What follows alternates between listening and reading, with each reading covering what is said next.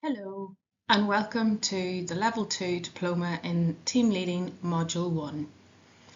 Manage Personal Performance and Development. Hopefully this video will play, but I will also add a link to this video. In this video, Simon Sinek describes why good leaders make us feel safe.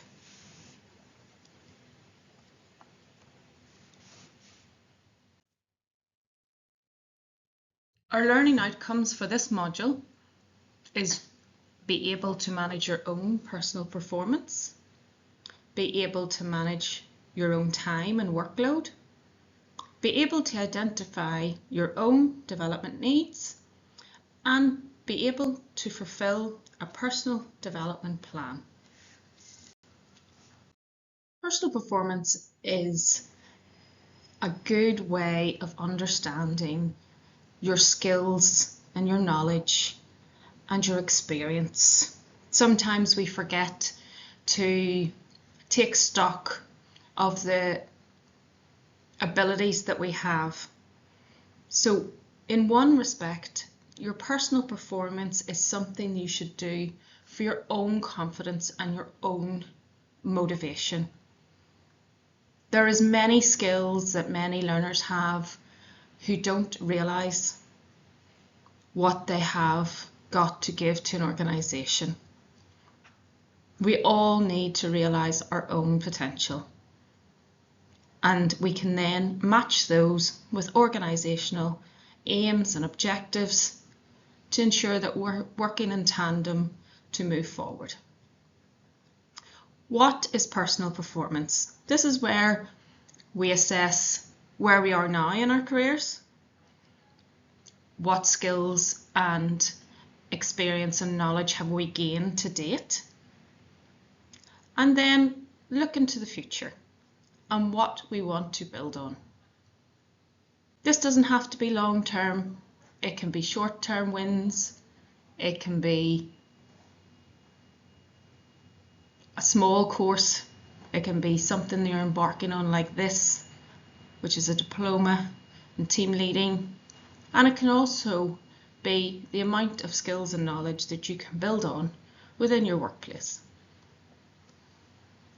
How do we manage personal performance? Well, there's a number of different ways.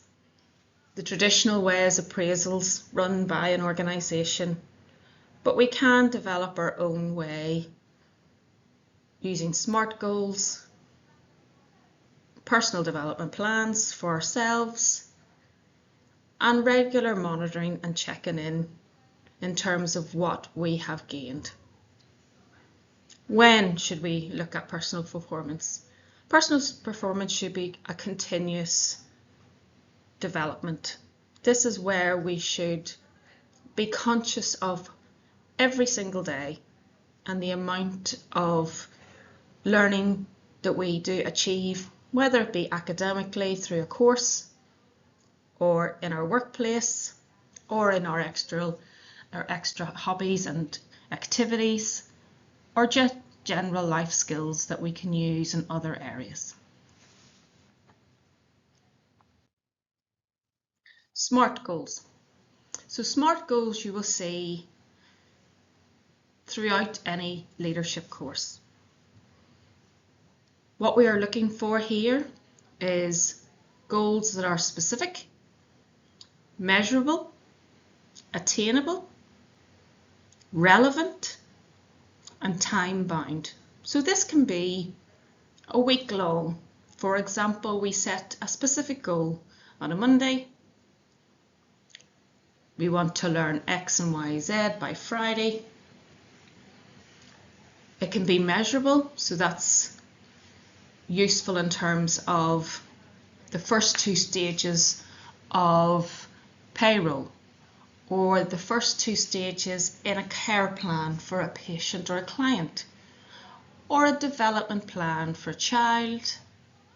There is many ways that we can look at this. Attainable. So we want to ensure that this is something that is at our own ability. It is available to us in our workplace.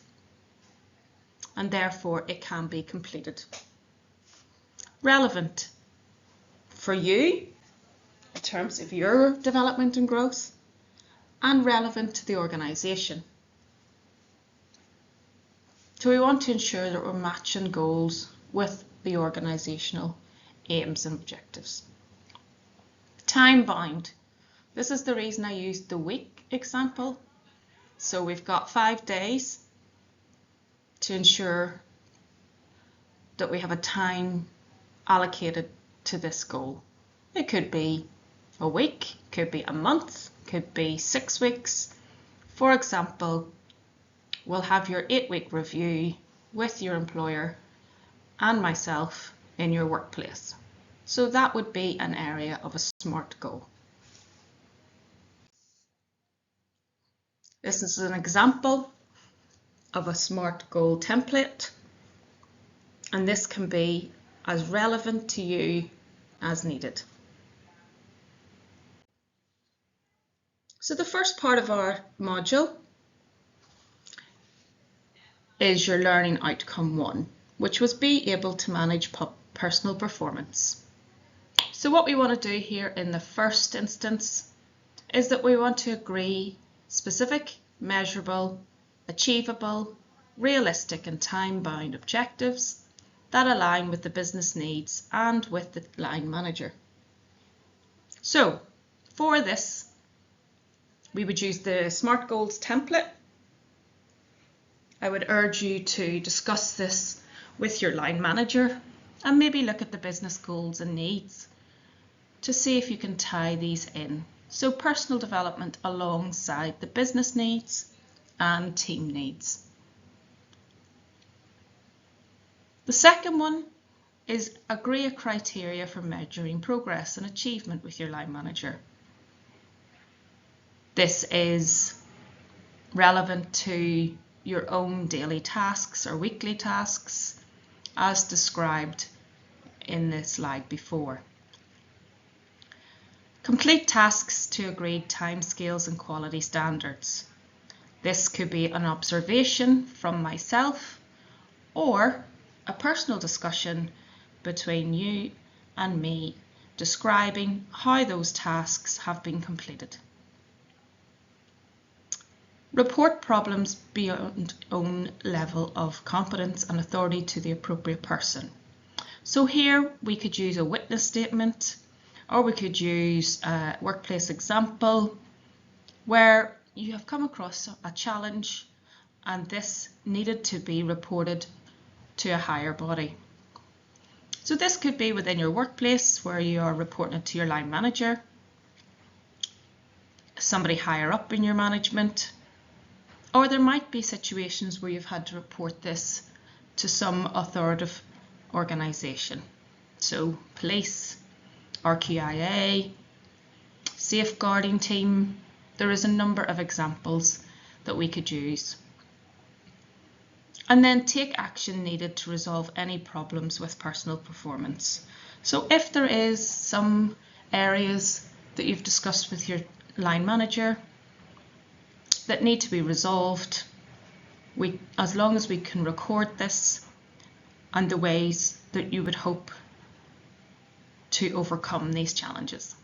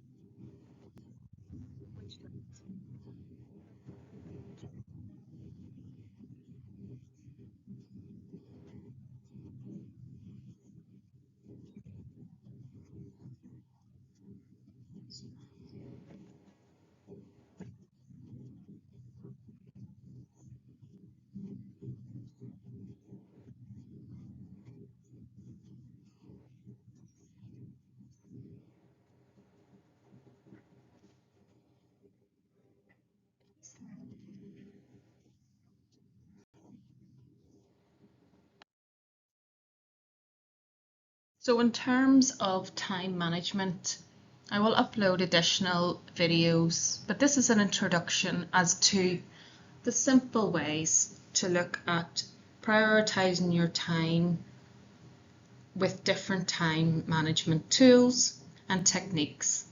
So we would have in your workplace a daily task schedule, maybe an itinerary or an inventory, allocation of staff. So those are the kind of evidence that we're looking for, that we would look to prioritize our workloads. We need to make some action plan as how to minimize distractions, and then that is effective time management and achievement of objectives. So this will probably be a workplace observation. We also want to look at the benefits of a acceptable work-life balance. So we talk about this quite a lot in terms of work-life balance. And if we look at 60 years ago, it would have been a work balance. However, the dynamics of society has significantly changed, and especially post-pandemic, when many staff and employee and team members are looking to gain more of a work-life balance, more time for family, more time for outside pursuits, hobbies, studying, and these are things that we want to achieve. And why is this beneficial? If we are able to achieve an acceptable work-life balance, we are more rested, we are more fulfilled, we have a happier employee or team. People feel that they're secure and safe within their workplace. And we have seen significant studies on the benefits of mental health and well-being within workplaces. And this is one area that will help in terms of mental, physical health and well-being. So it is important that we achieve an acceptable level of a work-life balance. However, this will not be always straight line. There will be bumps in the road. There will be areas and time that the work-life balance will be unequal. As long as we're able to plan where we can, in theory, a good work-life balance is the aim that we are looking for.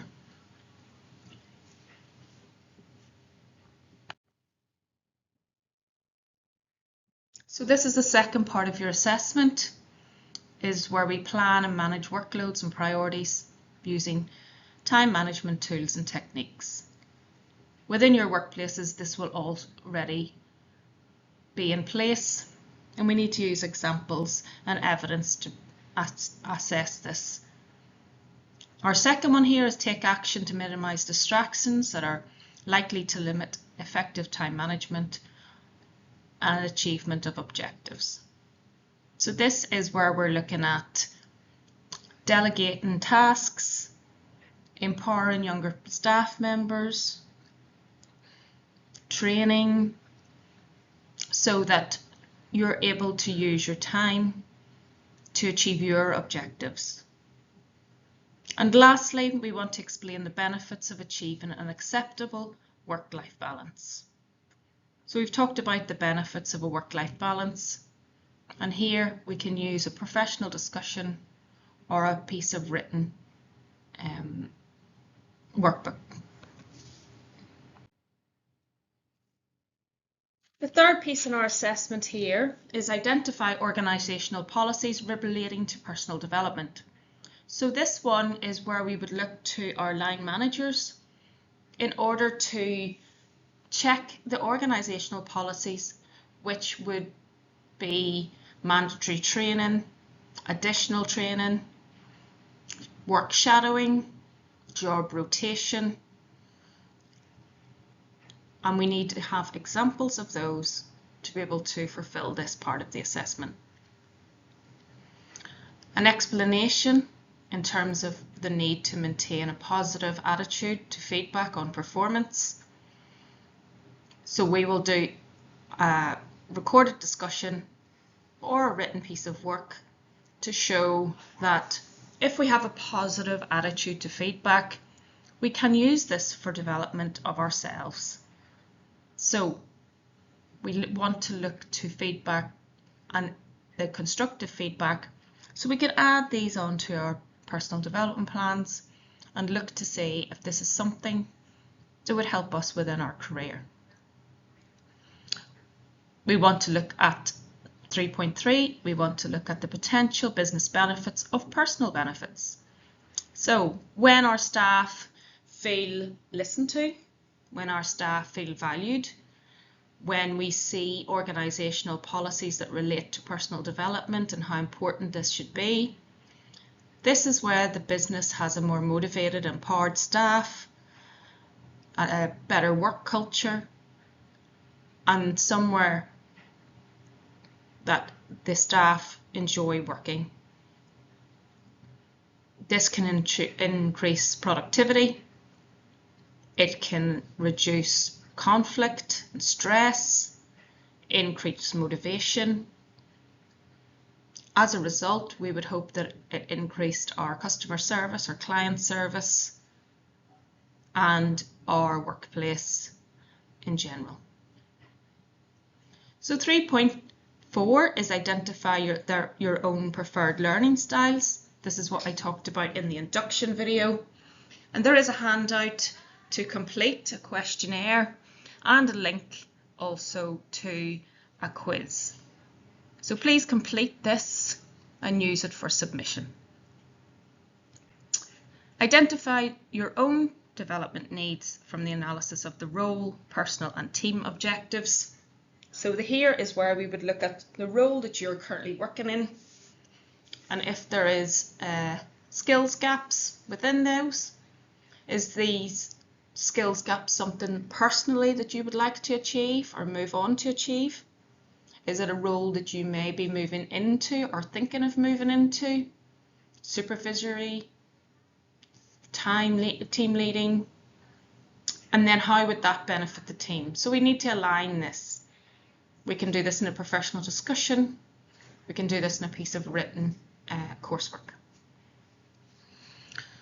So here in 3.6, we want to use feedback from others to identify their own development needs. So this is where we might talk to our peers.